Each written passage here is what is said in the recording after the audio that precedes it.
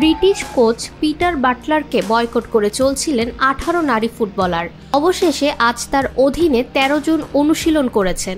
আবাহনী মাঠে সকাল 6টায় শুরু হওয়া অনুশীলনে জাতীয় দলের ক্যাম্পে ডাক পাওয়া অন্য ফুটবলারদের সঙ্গে বাটলারকে বিদ্রোহ করা ফুটবলাররাও যোগ দেন।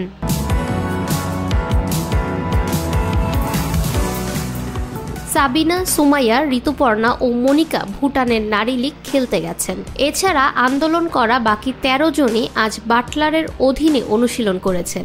আবাহনী মাঠে আজ 1 ঘন্টা অনুশীলন হয়েছে।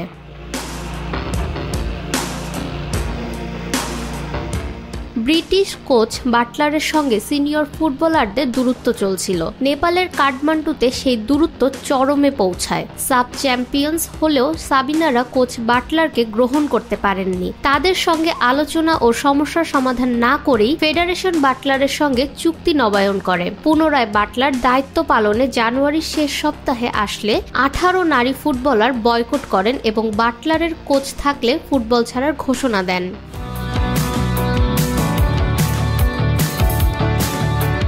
18 ফুটবলার ছাড়াই বাটলার তরুণ দল নিয়ে সংযুক্ত আরব আমিরাত সফরে যায়। 2 ম্যাচই বাংলাদেশ পরাজিত হয়। ফেডারেশন কর্তারা 2 পক্ষকে দফায় দফায় বোঝান। সেই প্রেক্ষিতে 2 মাস পর সোমবার পুনরায় ক্যাম্প শুরু হলে বিদ্রোহী খেলোয়াড় ও কোচ 2 পক্ষ প্রথমবার আলোচনার টেবিলে বসে। এতে কোচ আগের সব ঘটনা ভুলে যাওয়ার অনুরোধ জানান। খেলোয়াড়রা খানিকটা নমনীয় হন, আজ অনুশীলনে যোগ দেন।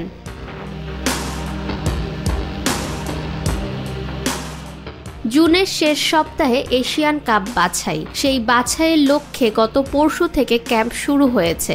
গতকাল শুধু জিম সেশন ছিল, এতে বিদ্রোহী ফুটবলাররা অংশ নেননি। দুপুরে আলোচনার পর আজ সকাল থেকে অনুশীলন করছেন।